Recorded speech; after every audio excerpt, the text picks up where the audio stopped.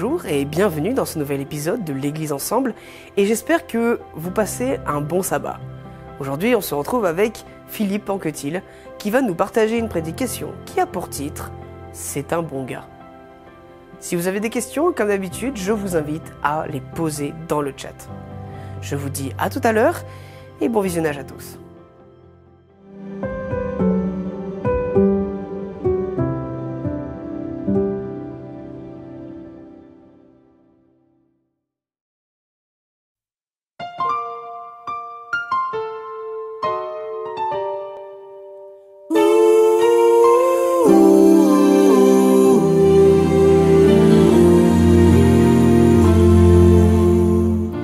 Saint-Esprit, viens dans nos vies.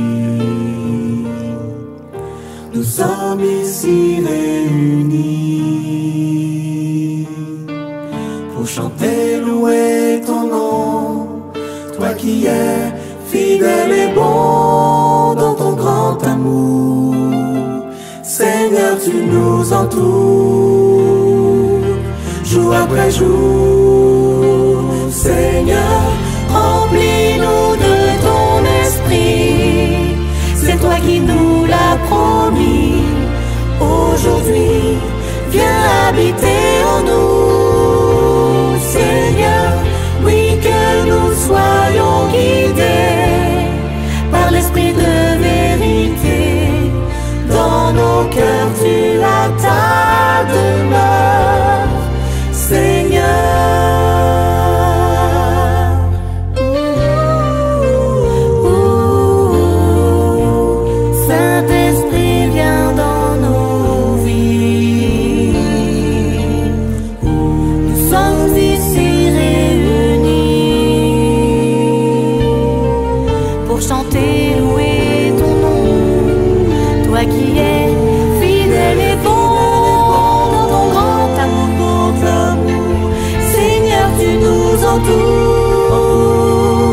Jour après jour, Seigneur, remplis-nous de ton esprit.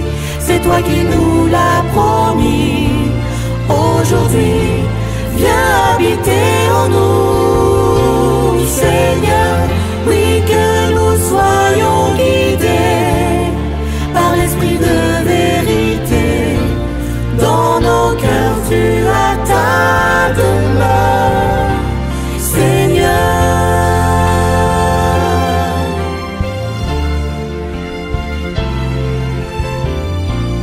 Dans nos cœurs, tu as ta demeure, Seigneur.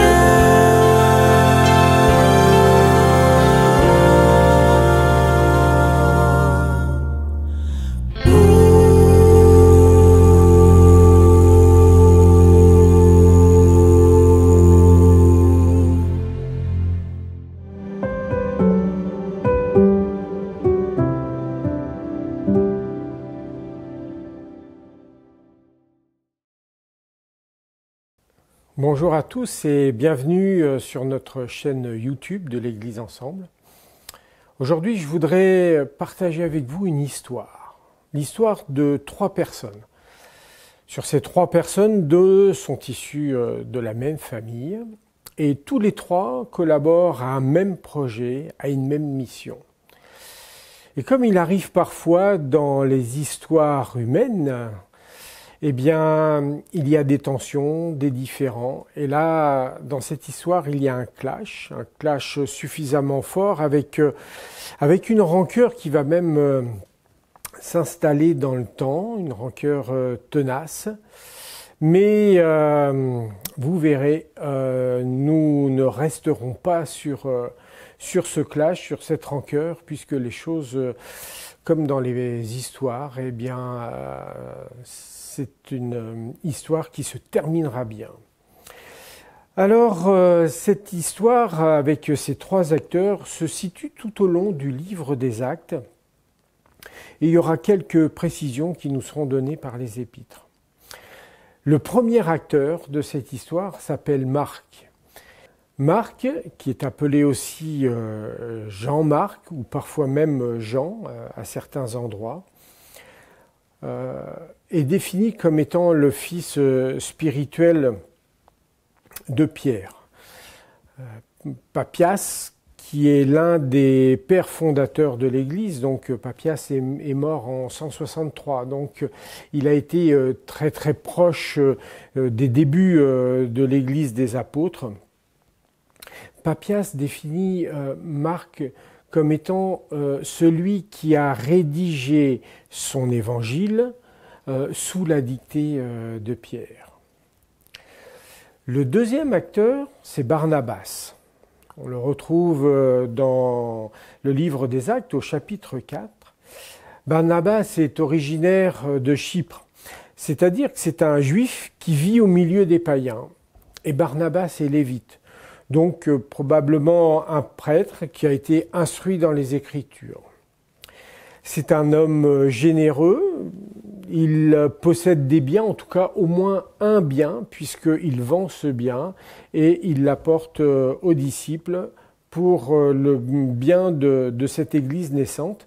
Et Barnabas a un surnom, c'est le fils d'exhortation, donc quelqu'un de spirituel, de constructif et qui encourage autour de lui.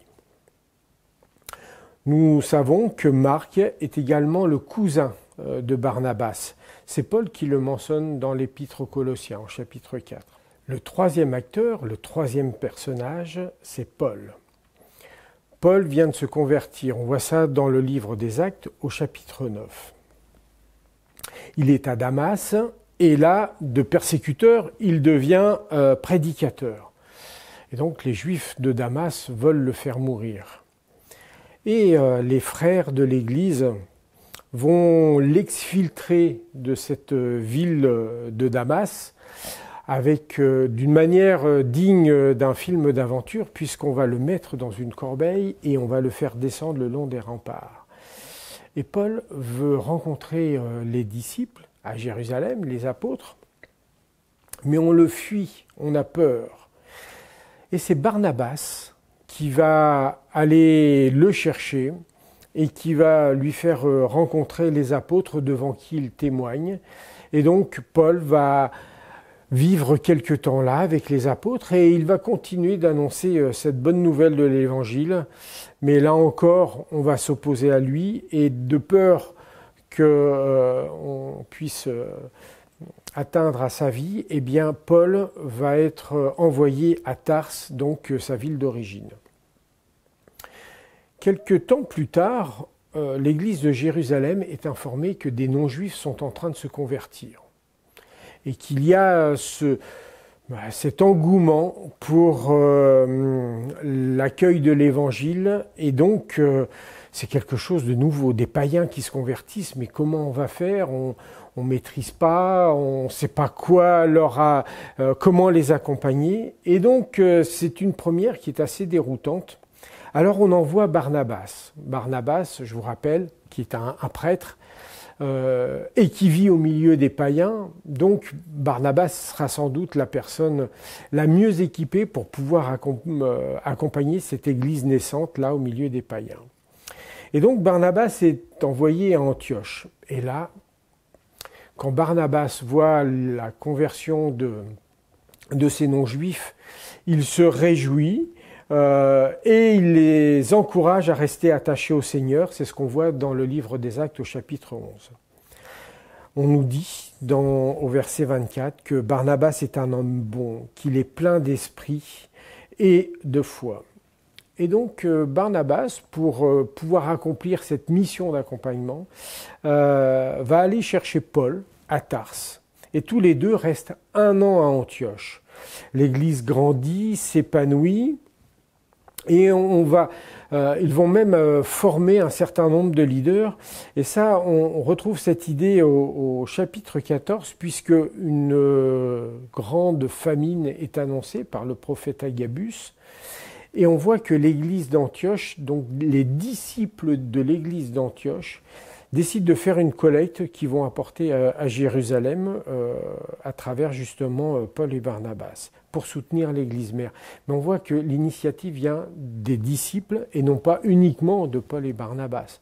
Donc ça veut dire qu'il y a vraiment une équipe de leaders qui accompagnent cette église. Paul et Barnabas ont su justement déléguer les responsabilités à d'autres personnes. De retour à Antioche, Barnabas et Paul prennent Marc comme auxiliaire. Marc, donc, qui est aussi le cousin de Barnabas. Et le Saint-Esprit envoie Barnabas et Paul en mission, et donc ce sera le premier voyage missionnaire de Paul. Et donc, ils sont accompagnés de Marc. Et on ne sait pas trop pourquoi, mais en plein voyage, Marc décide de les abandonner, en tout cas de laisser Barnabas et Paul seuls. Donc, pour la suite du récit des Actes, Barnabas n'est plus cité en premier, on ne parle plus de Barnabas et Paul, mais de Paul et Barnabas. Donc Paul prend l'ascendant sur Barnabas. C'est peut-être la raison qui a motivé Marc à quitter l'équipe. On ne sait pas trop pourquoi. Donc Barnabas devient le fidèle compagnon de route de Paul. Et en 3 chapitres, du chapitre 13 au chapitre 15 du livre des Actes, Barnabas est cité 21 fois. Et puis arrive la fameuse conférence de Jérusalem, donc dans Acte 15, un peu au milieu du livre des Actes, c'est un petit peu le point central. Et là, il y a un débat qui est lancé par les frères de l'église de Jérusalem qui voient tous ces païens se convertir et qui veulent que ces païens adoptent la circoncision, se fassent circoncire. Et Paul et Barnabas, eux, sont contre. Donc on les invite à venir à Jérusalem pour débattre de ce sujet avec les disciples et les apôtres. Donc, on se retrouve tous à Jérusalem, le débat est bien engagé, Pierre intervient en faveur des païens. Si vous voulez aller lire au chapitre 10 du livre des Actes, vous verrez ce qu'il a vécu avec Corneille et donc un certain nombre de païens. Et on demande à Barnabas d'intervenir, c'est lui qui intervient en premier.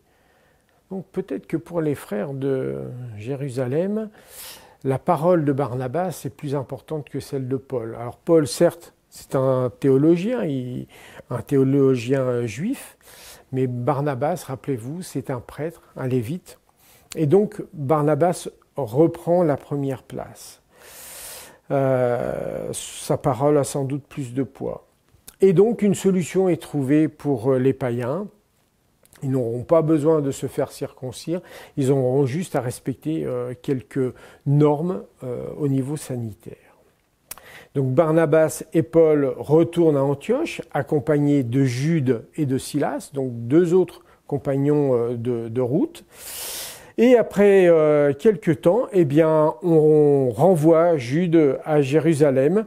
Il a fait du bon travail, il sera sans doute utile dans d'autres territoires, maintenant qu'il a été formé à Antioche. Et donc c'est sans doute la présence de Silas qui encourage Barnabas à dire à Paul, et si nous partions pour un 2e voyage, maintenant que Silas est là et peut s'occuper de l'église d'Antioche. Donc c'est une bonne idée, Paul est d'accord, et là Barnabas a une autre idée, mais alors que Paul va moins bien apprécier, puisque Barnabas va dire « Et si Marc nous accompagnait pour ce 2e voyage ?»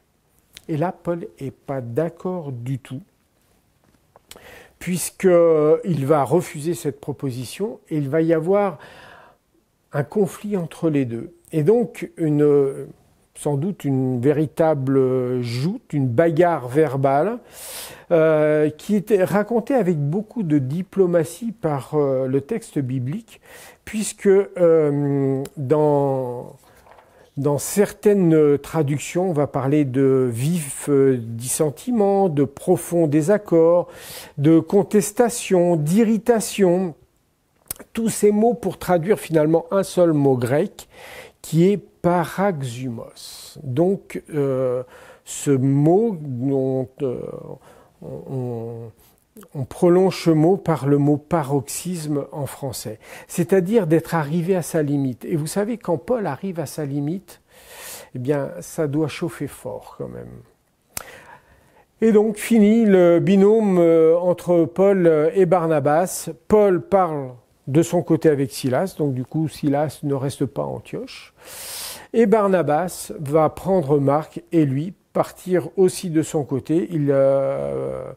Barnabas et Marc vont partir à Chypre. Donc Paul va entamer son deuxième voyage missionnaire, mais avec Silas. Et donc après un retour à Antioche, qui est un petit peu son port d'attache, hein, sa première église, il repartira pour un troisième et dernier voyage. On ne fait plus mention de Barnabas dans le livre des Actes, on ne sait pas ce qu'il devient, il disparaît complètement du livre des Actes. Mais il réapparaît dans les épîtres, notamment dans l'épître aux Colossiens, au chapitre 4. Paul est en prison, il sait qu'il est en train de vivre ses derniers moments, c'est la fin de son ministère, ses amis et ses proches sont présents et l'entourent et le soutiennent pour ce ministère de l'écriture, puisque Paul va écrire un certain nombre d'épîtres en prison. Barnabas est cité indirectement puisqu'on l'associe à un autre nom, le nom d'une personne dont Paul dit à Timothée, en tout cas il est cité dans le deuxième épître de Timothée au chapitre 4, et Paul dit que cette personne lui est fort utile pour son ministère. Alors Paul va dire aux Colossiens qu'ils ont reçu des instructions pour bien accueillir Barnabas et que ce bon accueil est important parce que Barnabas sera précieux pour eux à Colosse pour faire grandir l'Église. Et donc, ce qui veut dire que Paul et Barnabas ont retrouvé du lien. Paul connaît la mission de Barnabas, il sait où il se trouve et il sait où il va aller. Et il prépare même ce ministère à Colosse. Donc, alors là aussi, on ne sait pas trop comment et de quelle manière, mais en tout cas, Paul et Barnabas ont retrouvé cette amitié, ce lien, en tout cas ce lien missionnel. Et ce nom associé à Barnabas est celui de Marc. Marc qui est fort utile pour le ministère de Paul. Le sujet de dispute avec Barnabas, finalement, ce Marc a retrouvé une place de confiance auprès de Paul, puisque Paul le réclame. Et Paul va finir par dire que Marc est précieux pour son ministère, que finalement, c'est un bon gars, c'est quelqu'un sur qui on peut compter. Il m'est très utile dans ce que je suis en train de faire. Alors, que s'est-il passé entre Barnabas et Paul pour qu'ils collaborent à nouveau? Nous ne savons pas. Combien de temps a duré cette brouille? Nous ne savons pas. Nous ne savons pas non plus avec précision tout ce qui a pu se passer pour que Marc puisse réintégrer le cercle de personnes précieuses autour de Paul. Nous ne connaissons que la finalité. Par contre, nous savons une chose, c'est que Barnabas était appelé le fils de l'exhortation et donc il a dû œuvrer pour ce rapprochement. Alors j'aime beaucoup ces histoires bibliques qui racontent des aventures humaines. Parce que lorsque nous rejoignons ces personnages dans leur humanité, nous retrouvons aussi notre propre histoire et parfois ça nous ressemble un peu. En tout cas, la morale de cette histoire et que je souhaite partager avec vous, de l'histoire de ces trois hommes, c'est qu'à un moment donné, ils ont compris que le projet était beaucoup plus important que leurs propres différends, que leur propre personne, et que leur propre peut-être colère ou reproche qu'ils pouvaient faire aux autres. Et donc, c'est la mission, c'est le projet qui les a réunis. Je pense que certains, en tout cas, nous avons tous connu des histoires à peu près analogues où nous sommes en conflit avec l'un ou avec l'autre pour des raisons totalement diverses. Et ça peut arriver aussi à l'intérieur de l'Église. Est-ce que le projet est plus important que le différend que je peux avoir avec mon frère ou ma sœur? Eh bien, que c'est l'histoire de ces trois personnes puisse nous servir d'exemple et nous rappeler que notre tâche, notre ministère, notre mission, la proclamation de la bonne nouvelle et du retour du Christ est plus importante que n'importe quelle dissension, n'importe quelle rancœur, n'importe quelle amertume que nous pourrions avoir avec un frère ou une sœur. En tout cas, je vous laisse ça sur votre cœur, que ça puisse cheminer en nous et que l'aventure de l'Église puisse continuer à travers nous et bien sûr accompagné par le Seigneur et le Saint-Esprit. Amen. Merci à Philippe Anquetil pour ce temps de partage. Comme vous le savez, vous pouvez donner vos offrandes en cliquant dans le lien qui se trouve en description. Je vous invite aussi à vous abonner et à activer la cloche pour plus de contenu. Je vous dis bon sabbat et à la semaine prochaine.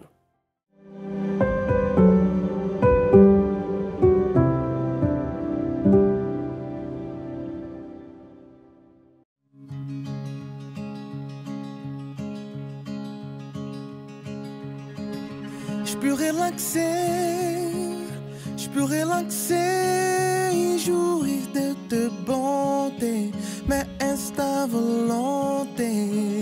Et je peux rester là sans rien faire et penser retrouver mon premier amour pour toi.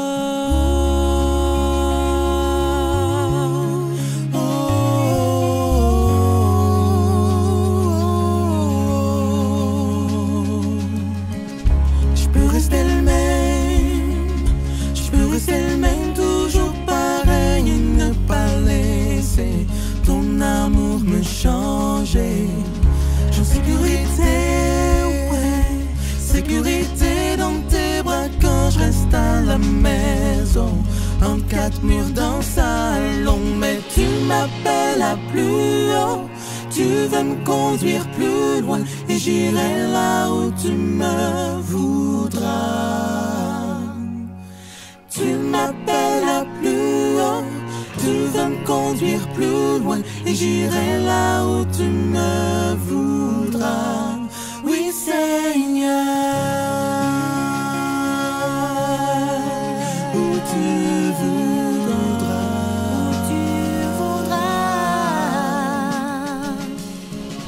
Je peux rester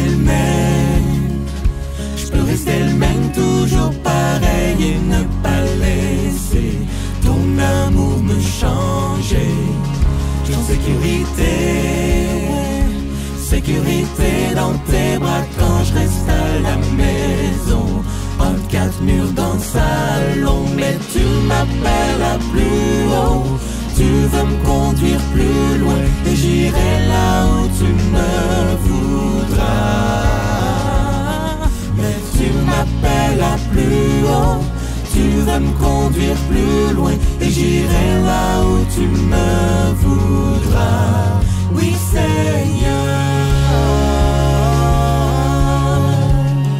où tu voudras.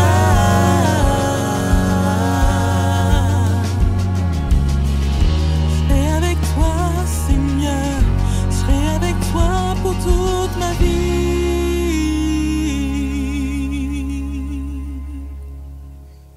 Je serai avec toi, Seigneur, je serai avec toi pour toute ma vie. Oui, Seigneur, bénis là où tu me conduis.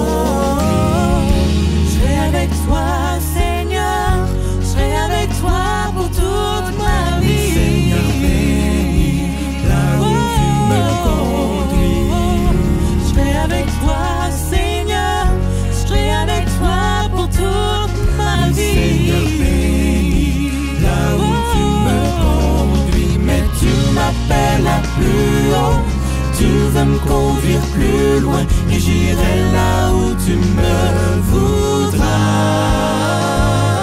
Mais tu m'appelles à plus haut, tu veux me conduire plus loin et j'irai là où tu me voudras. Mais tu m'appelles à plus haut, tu veux me conduire plus loin.